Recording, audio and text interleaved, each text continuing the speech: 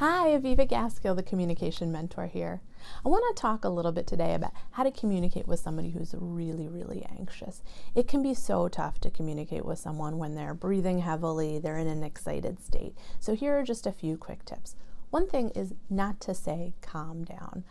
I read somewhere and it really hit home for me. No one has ever really calmed down by just being told to calm down. It's really helpful to actually sit with the person, get on their level if they're sitting on the floor, if you can, and just breathe together. Ask them if they want to take a few deep breaths together. That can be really helpful, really cleansing, and really centering to someone who's really anxious.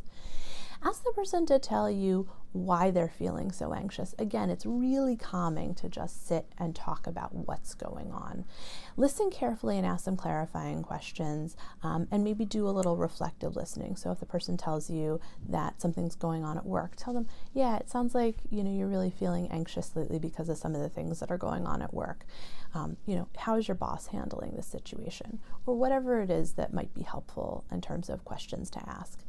And finally, work on remaining calm yourself and try and play the what if game with them. So a game I like to play, I'll call it a game, but that I like to play with my patients is if they have some issue that they come in with and they're feeling really, really anxious, I say, well, what if that happens? What if this really negative or scary outcome happens? And then they talk about what they think might happen. And then again, I ask them, well, what if that thing happens? And we kind of go down that rabbit hole together.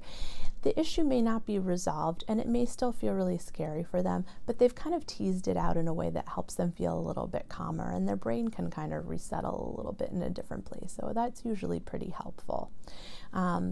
So I hope these few quick tips on how to communicate with somebody who is highly anxious are helpful.